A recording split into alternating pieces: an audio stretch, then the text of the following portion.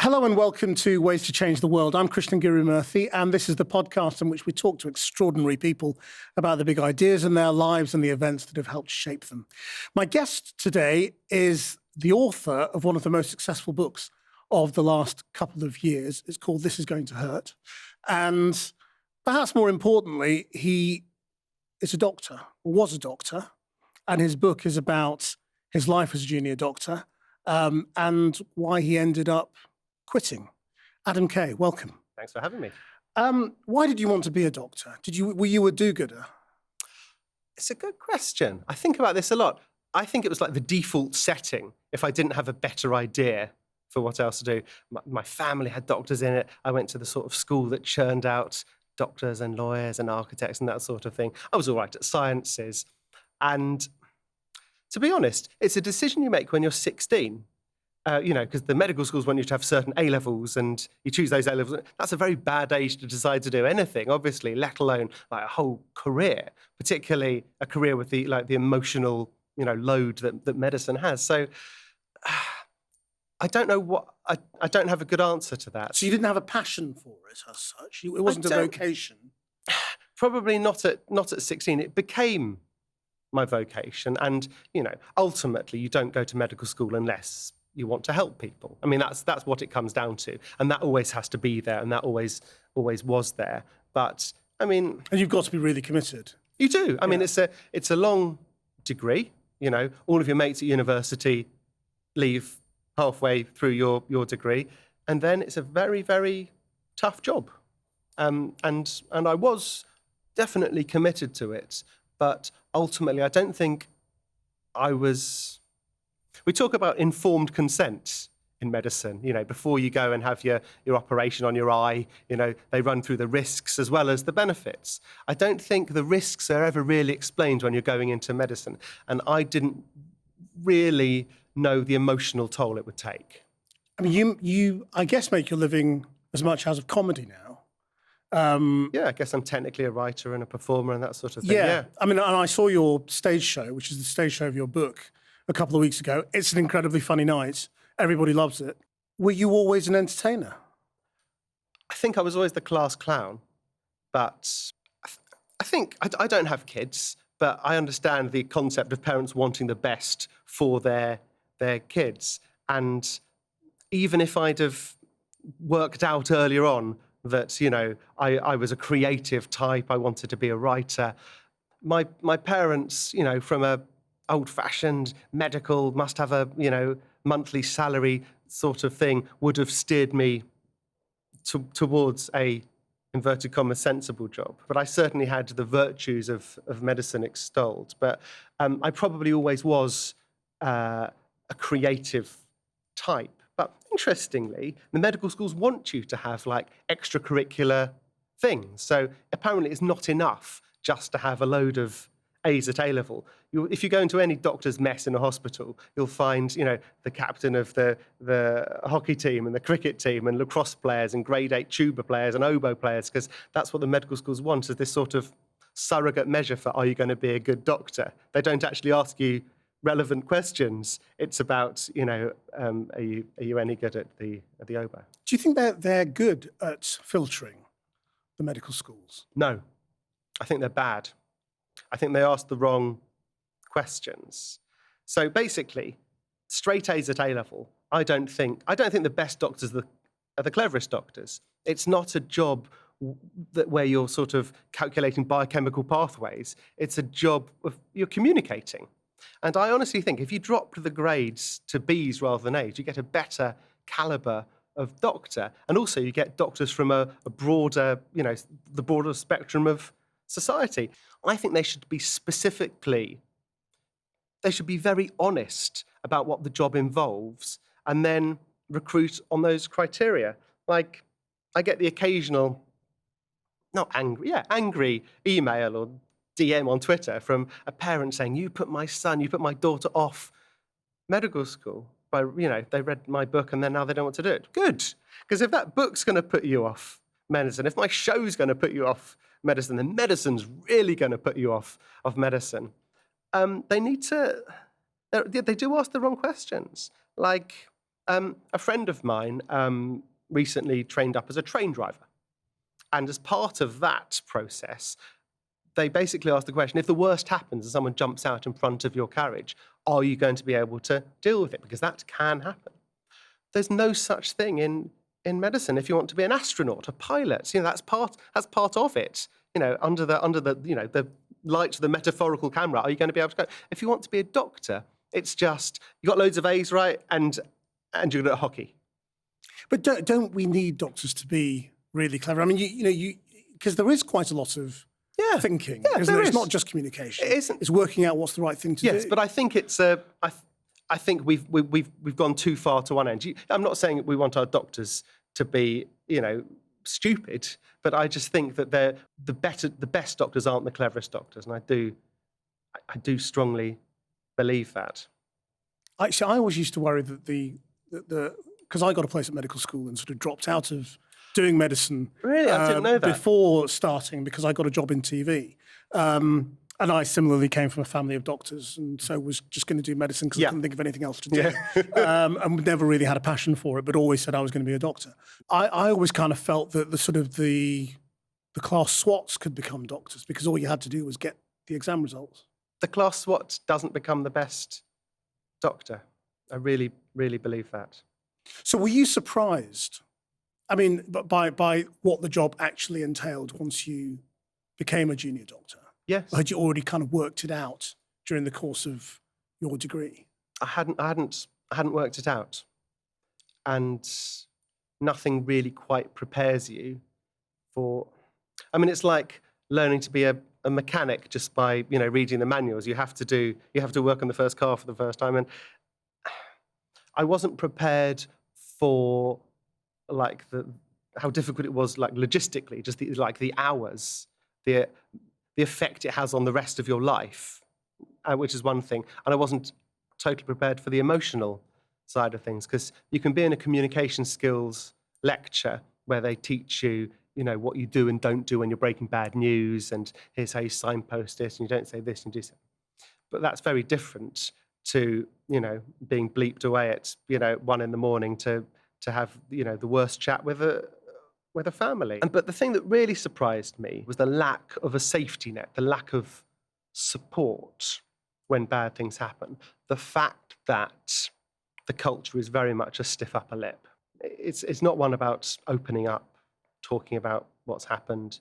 You go back home and, they ask how your day was and you go, yeah, fine. You're trained to say, yeah, fine. Your dad was a doctor. Yeah. Did he come home and, decompress, or do you think it was bottled up?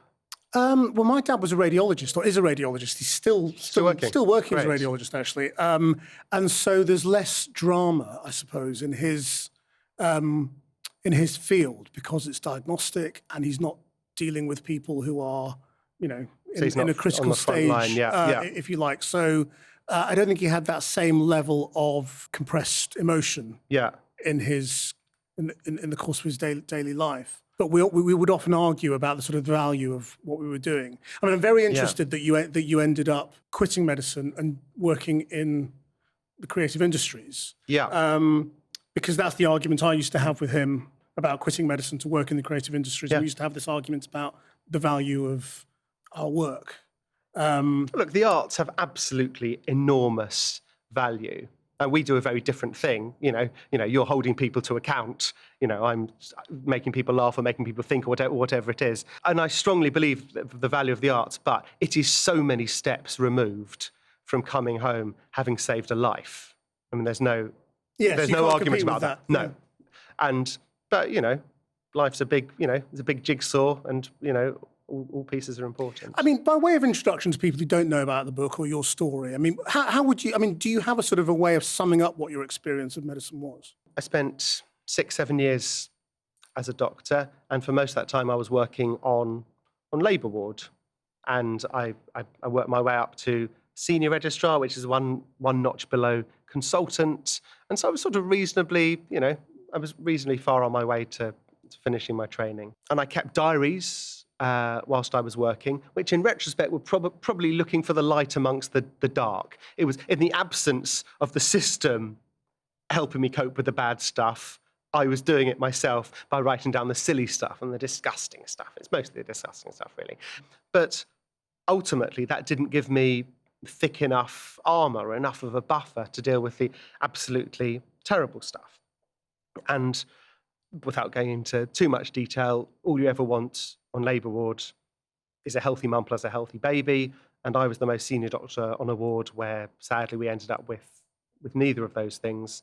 And I realised that I couldn't cope with that kind of thing ever happening ever again. And I'd ended up in a job that I couldn't do, and that there was no real support offered. And I ended up stepping away from medicine. I thought I was only going to be away for 6 or 12 months whilst I regrouped, but then I got lucky with the writing I was doing, and I've not gone back to medicine. Did you ever want to go back during that period, or was it just something you couldn't do?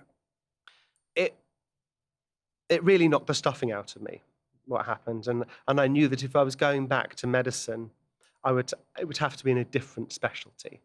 So something where that kind of day, I could never have that kind of day at work ever again, which meant going right back to the start. One of the problems they have in medicine is you can't sort of move laterally between the different strands. It's like snakes and ladders, you go right the way back to the bottom. The book is incredibly funny, and so is your show. Did you find it funny at the time? Yes, I think I did. And I really focused on the funny, because you need that. When they say, "Oh, how was your day at work?"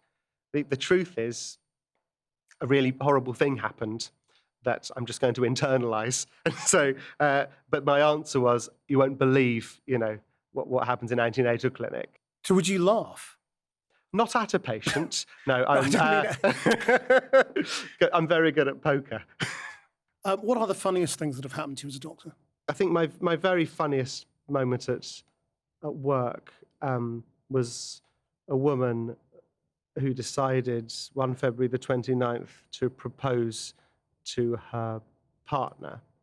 And she did so by taking an engagement ring and putting it in a Kinder Egg, and putting that Kinder Egg internally, and then hoping that her partner would retrieve it, and then she would go down on one knee, blah, blah, blah. Unfortunately, the Kinder Egg somehow managed to rotate itself lengthwise, and no amount of sugarling from either of them would get this particular goose to lay its golden egg.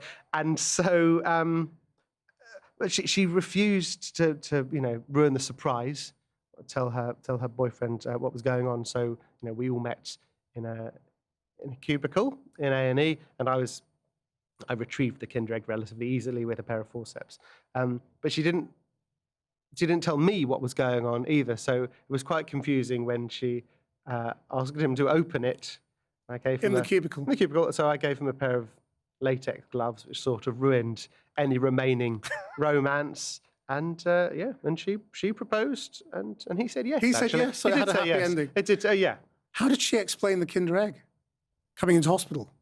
Oh, she's people don't often. They just say what's wrong. They say there's something is stuck, and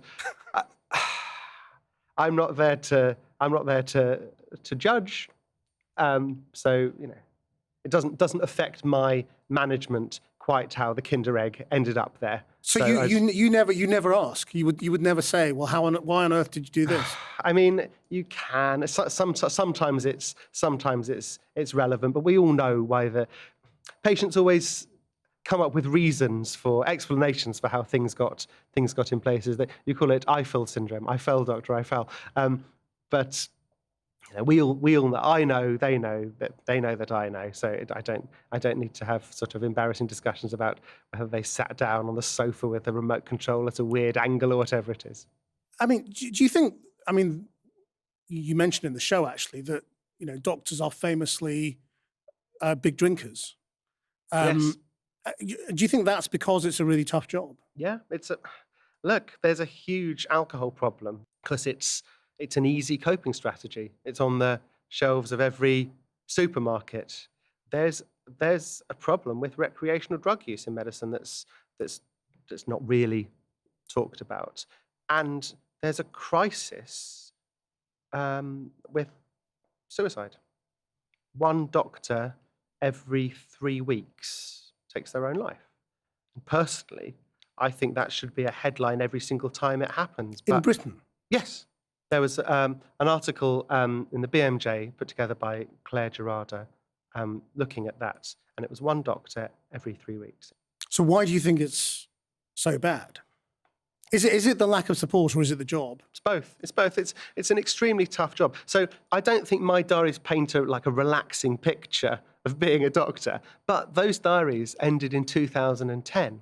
In retrospect, that was the good old days. Since then, funding for the NHS until the last 18 months or so is the lowest it's hard. The concept of health It's higher in inflation. cash terms, but Yeah. yes. But it's like normally the NHS, to survive, any health system needs a certain amount more money every year, 3 or 4%, known as health inflation. Since 2010, for 8 years or so, it was 1%. So there wasn't enough money going in so that it could just tread water. And so 8 years of that, went from a stretch system to an atom-thin stretch system. And, the huge numbers of, of staff gaps there are in medicine. I think it's now over 100,000 across all disciplines. And when you're at work and your colleagues are away and you're doing two people's jobs, that's annoying. You can do it for a week. You can't do that permanently. You can't do 3 people's jobs all the time. And that makes it extremely stressful, added to which the emotional stuff. So what was the hardest bit? Was it when you were the most junior or when you had more responsibility? When were you working the hardest, do you think? The longest hours? I worked the longest hours when I was right at the start, just because I think there were changes in the way the contracts were structured and whatever. So by the end, I wasn't doing the 97-hour weeks that, looking back through my diaries, it was quite sort of, really? Did I do that? But it doesn't seem possible, you see, when you talk about it. And when you joke about it as well, that you'd have been working pretty much round the clock. You might drive home or sleep in the car and then start a shift again. Yeah. After a couple of hours. Often I turn these into It sounds like jokes. an exaggeration. It does, but ask doctors who've done, it's like, it should be an exaggeration. It should be ridiculous and it shouldn't happen. But it just was what happened. And it's stressful. Now, any job under those conditions would be stressful. But then what the job actually is, the life and death aspect of it. So that's one side, and the other side is the support, of which there's virtually none. Well, why don't doctors use the same support that is available to ordinary members of the public? Which is what? Going to the doctor, going to a psychologist, whatever it might be. I don't know if I wouldn't ask you if you've ever tried to access NHS, mental health support, but that is probably one of the most stretched parts. Doctors are very bad at seeking help. Doctors are trained in a way just to keep it in. You're a bloody doctor and you bloody get on with it. Stiff upper lip, stiff drink, off you march. That's really what the mantra is. So you came to see me at the theatre, and I was reading out from my book. And in the dressing rooms and the corridors, there are these posters that say theatre helpline. It's funded by the unions, I think, 24/7, 365 days a year. If you've got any worries about money or whatever it is, phone this number. We'll have a chat. We can refer you for counselling. When I was working as a doctor, that just wasn't a thing. There was no such helpline because the people at the top didn't think it was enough of an issue to chuck some money behind. If an awful thing happens at work, you'd think there'd be like a standardized protocol. So for a doctor who loses a patient or whatever it is, who is then in a difficult, place emotionally, that, occupational health should have a person that you could speak to, or they could offer you X days or weeks off. There isn't any of that, which is great. I don't want to sort of spoil the book in case people haven't read it yet. So we won't talk about precisely what happened with you, but you've given a good sense of what happened. A mother lost her baby in the course of giving birth. And it was. I only say a certain amount because they're also legal confidentiality things, but it was what's known as a placenta previa, which is a placenta that's in the wrong place, and the placenta separated from the uterus, and the mum lost an enormous amount of blood. Tragically, the baby was dead by the time we did the cesarean, and mum lost in the order of 12 litres of blood, ended up losing her uterus. So had to remove the womb in an attempt to save her life, and she went off to intensive care, and I was warned to expect the worst. And it was that isn't something you expect is going to happen when you're a 16-year-old choosing your A-levels. I'm not a fan of America in terms of the healthcare. So I'm a big fan of America. Well, yeah. I think American healthcare is appalling. 400,000 people a year going bankrupt because of medical bills. But medicine is generally a postgraduate degree. So you're making that decision, do I want to be a doctor in your early 20s rather than in your teens? And you're still an idiot, obviously, when you're 21, but you've got a probably slightly wider perspective on the world. You've left home by then, you've potentially had a relationship, you've had to earn some money. And I think that's when you should make the decision. I think younger than that, how can you know how you're going to be able to deal with those situations?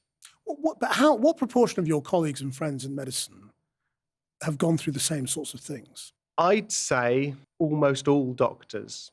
Emotionally, I mean, obviously they will have had similar experiences yes, in their work, but I mean, with you had a particular emotional response to a terrible thing that happened to you. I mean, most doctors don't quit. I'd say that, I'll read out from my diaries often at conferences for doctors, and sometimes I'll ask, when I was reading out that awful diary entry, how many of you thought back to your own bad days at work? And it'll be pretty much a full house of hands going up.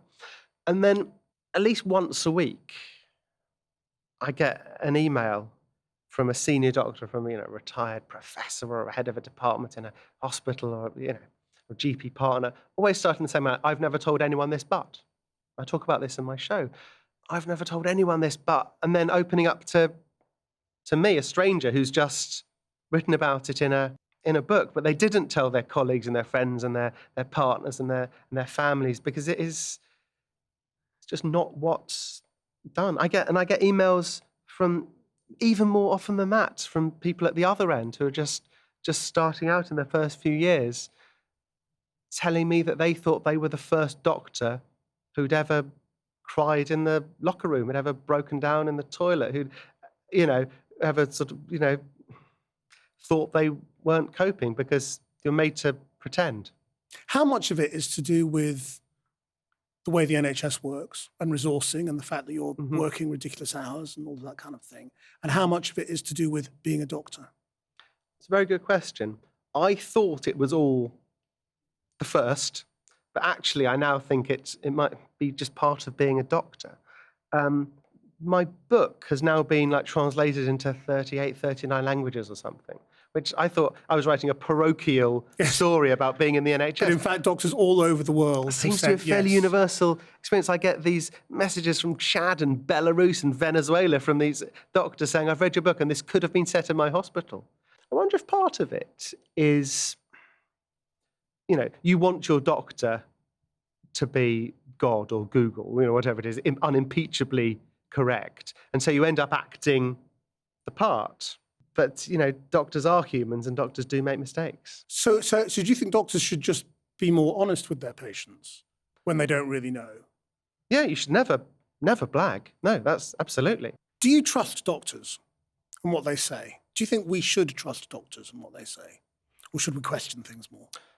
I mean, ultimately, we can trust doctors. They've got no skin in the game. They're not in the pocket of drug companies. They're not, doctors want the best for patients in often, very, very difficult circumstances. That's different to, should we question doctors? Because absolutely, we need to be certain that the doctor's doing the right thing, and we've asked everything, and we're sure that we want the same thing that the doctor wants. But do you think doctors sometimes do things or prescribe things or advise surgery for things because they feel it's their need to make things better, rather than just either saying, I don't know, or give it time. My dad is a doctor, and he's very, very skeptical about medicine and surgery. So whenever I've got anything wrong with me, he always says, no, don't do that, ignore that, just leave it, and it'll be fine. And usually he's right. I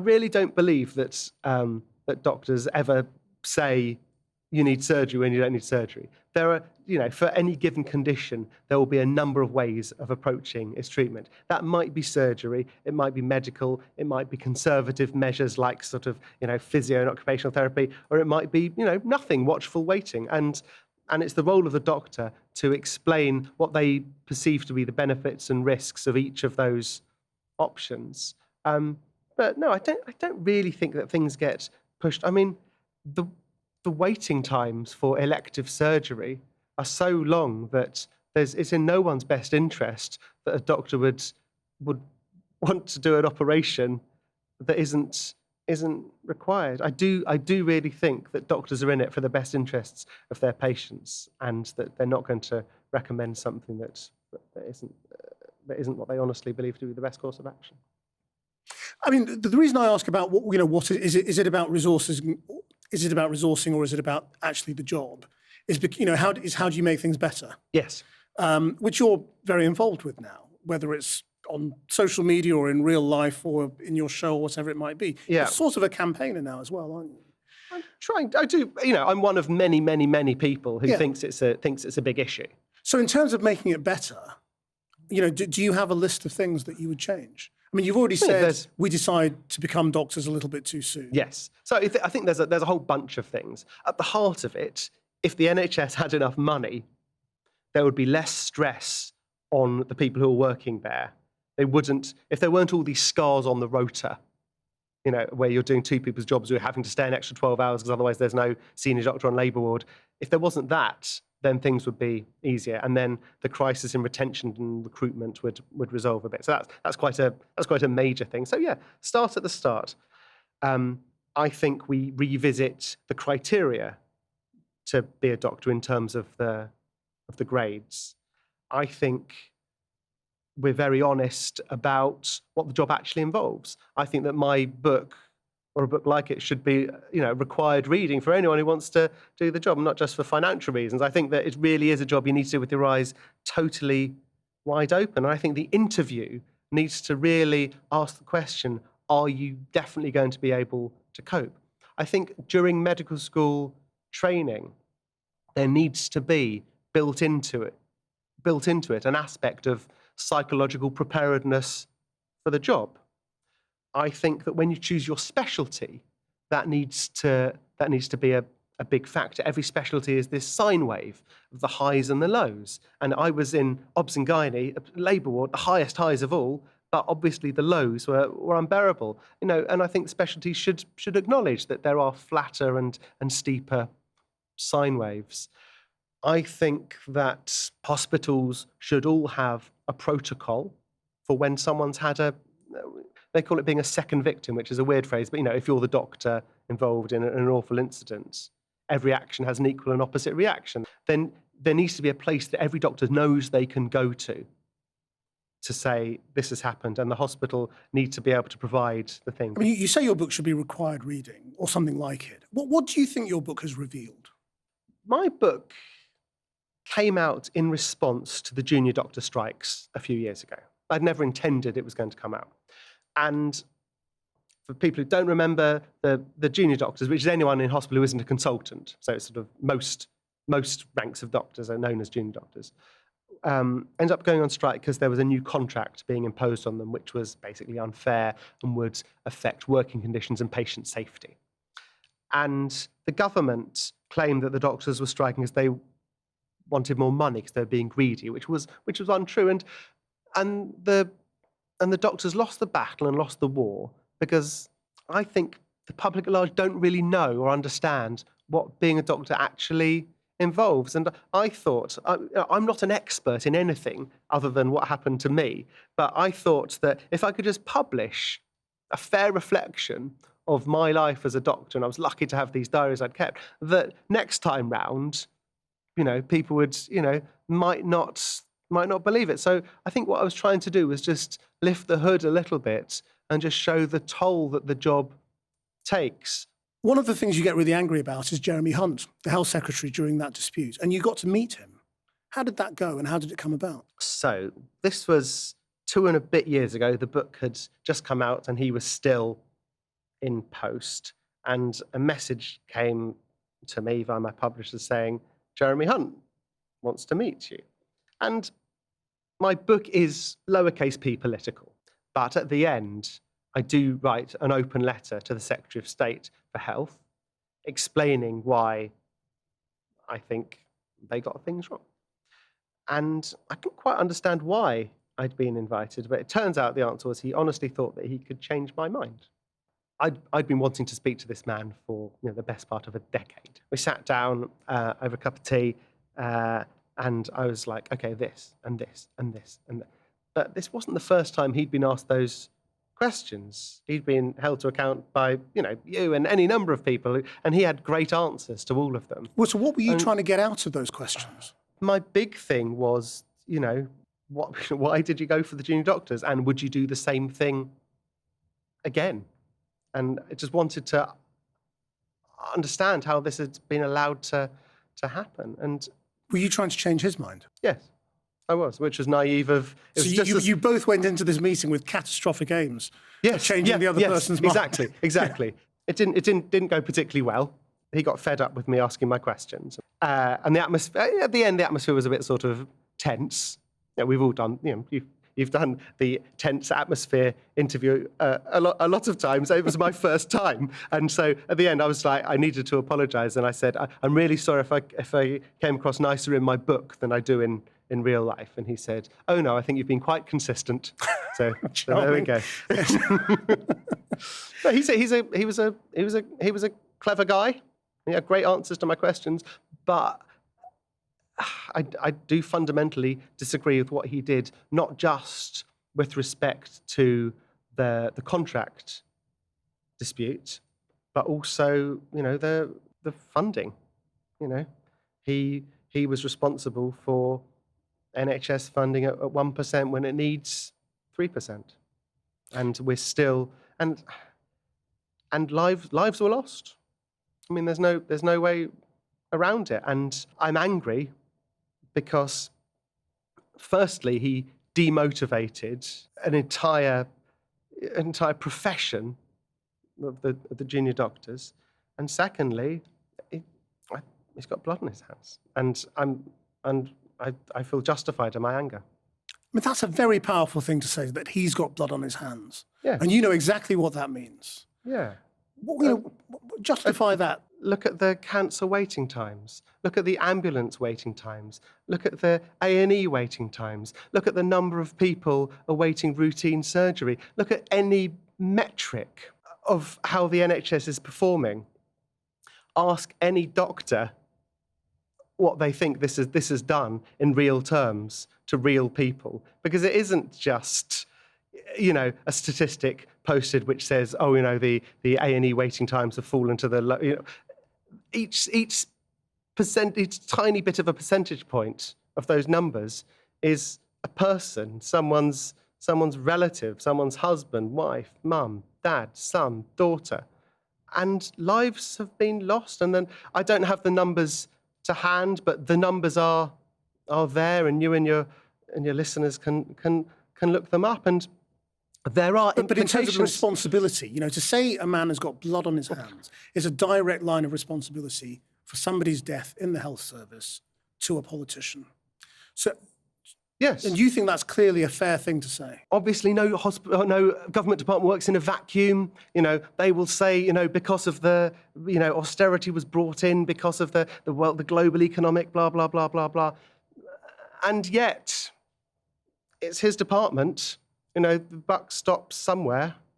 Either stops with him or he stops with the Prime Minister. But decisions were made that cost lives, and that's a fact. Okay, maybe, it's not murder. He didn't do it himself, but there are very direct effects of making these decisions. And do you think he had a sense of his direct responsibility when you met him?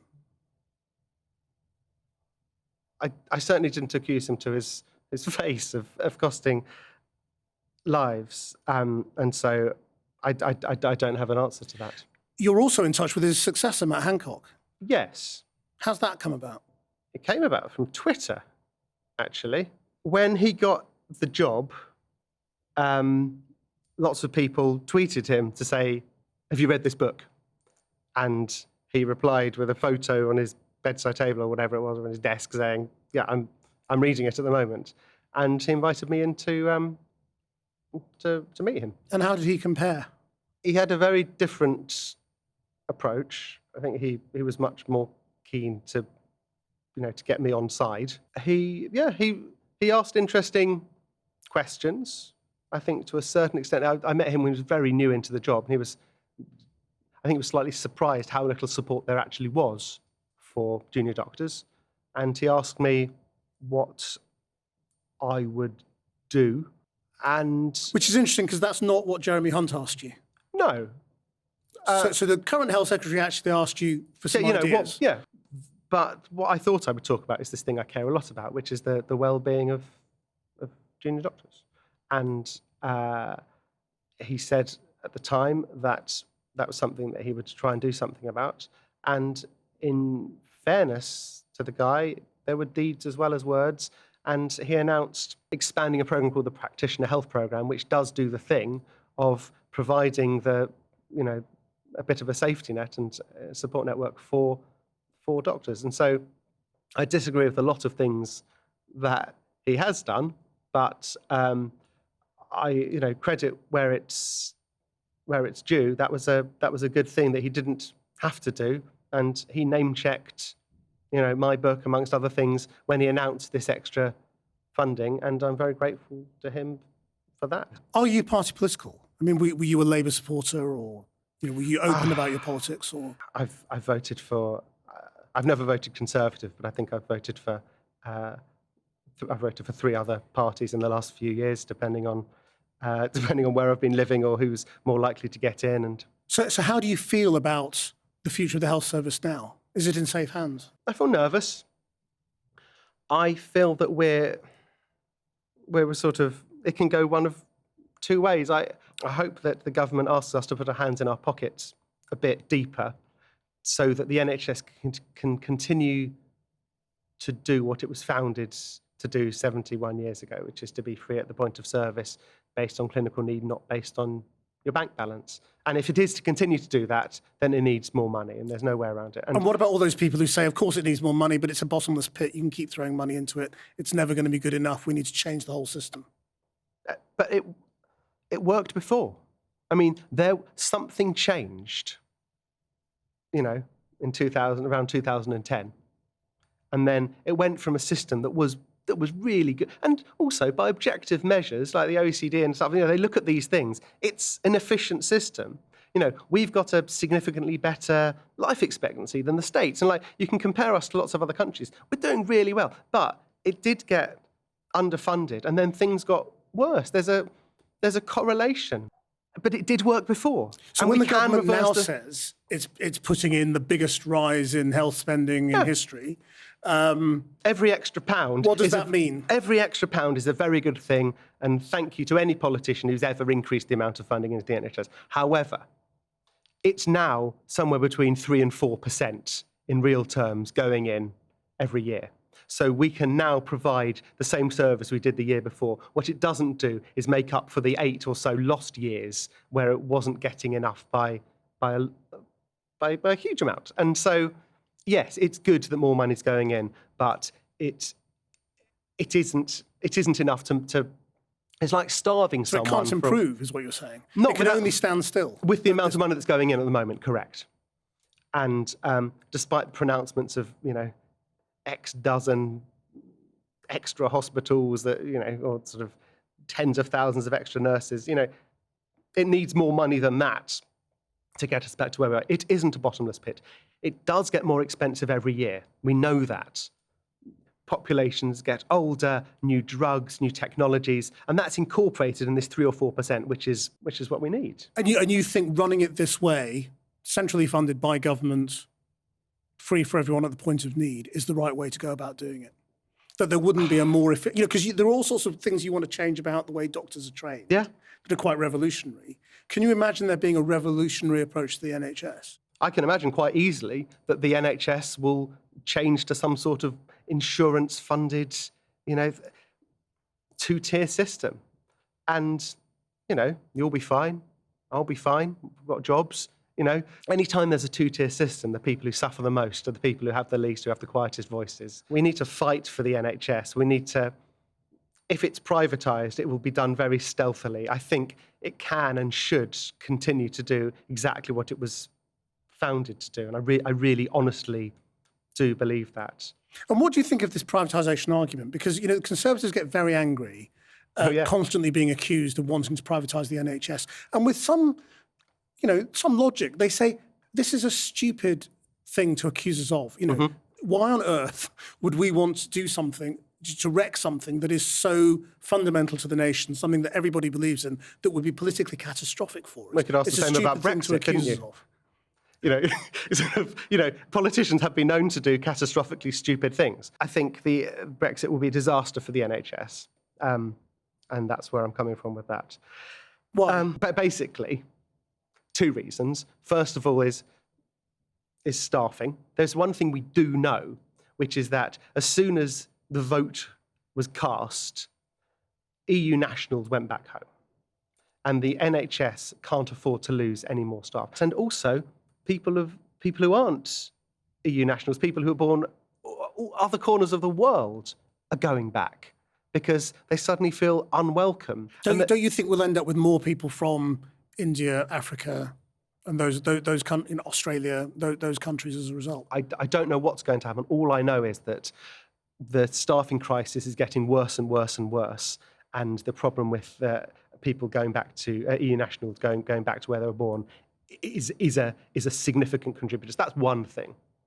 And another thing, the NHS is not for sale. We kept hearing. Sure, I mean, there's no deal you can do that sells off, my local hospital to some American organisation. I don't believe that's going to happen.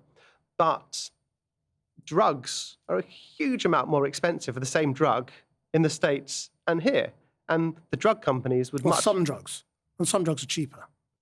I don't have the numbers, but I was reading them a couple of weeks ago, and basically what the drug bill would look like if we were subject to US prices would be, hugely higher. So I dare say that there's some up and some down, but from what I've read, it will be enormously costly to the drugs bill. And the money comes from one place. It's centrally funded. There's not a separate infinite pool of money to pay for more money for your Ventolin or whatever.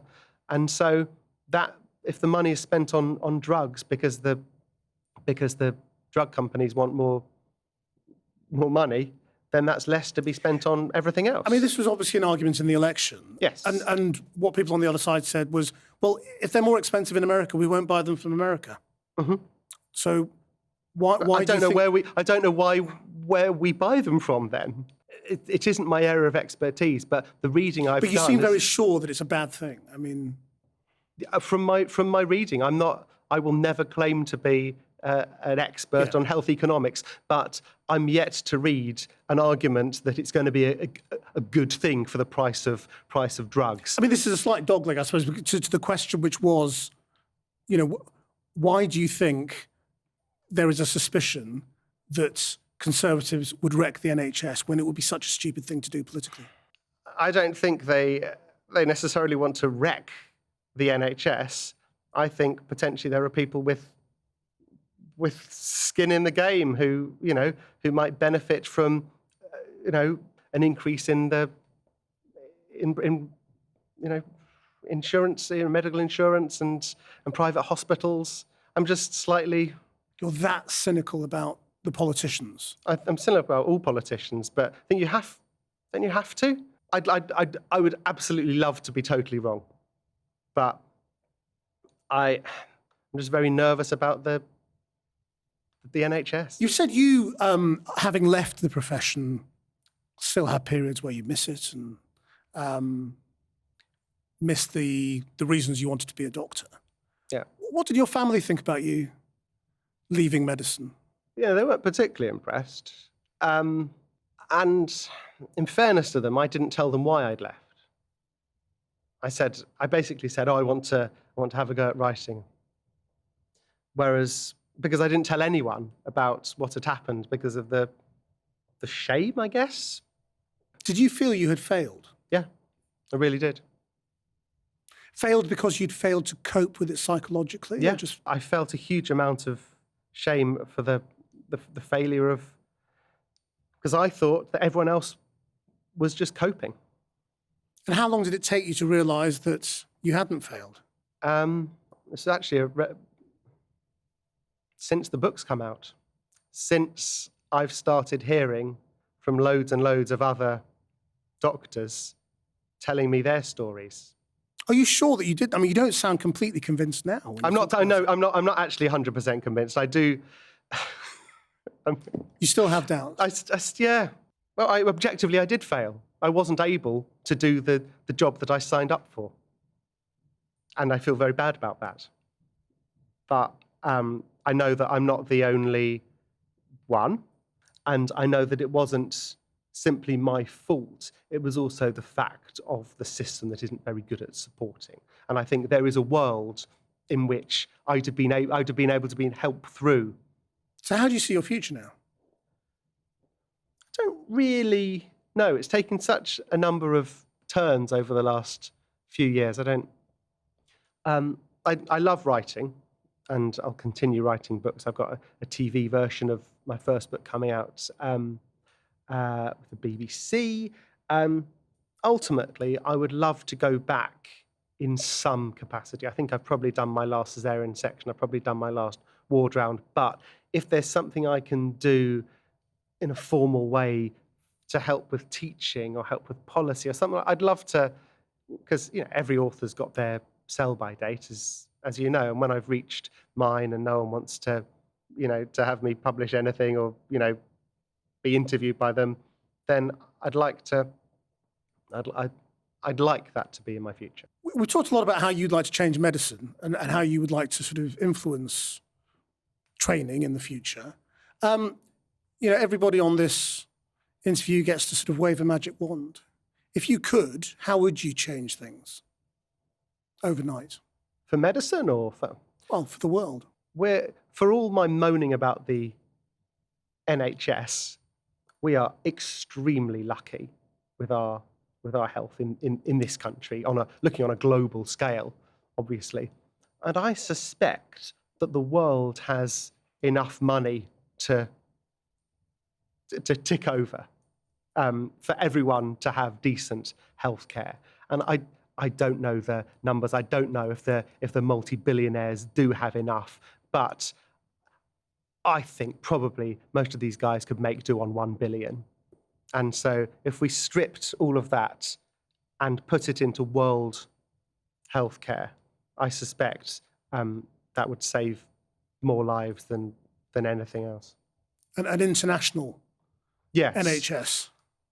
We've got a really great thing, and it's precious, and we need to protect it. And I think more countries could benefit from it, and I'm sure there's enough money going around the world to be able to do that. Adam Kay, thank you very much indeed for coming in and sharing your ways to change the world and your remarkable story. I hope you enjoyed that. If you did, then please do give us a rating and a review. You can watch all of these Ways to Change the World interviews on the Channel 4 News YouTube channel. Our producer is Rachel Evans. Until next time, bye-bye.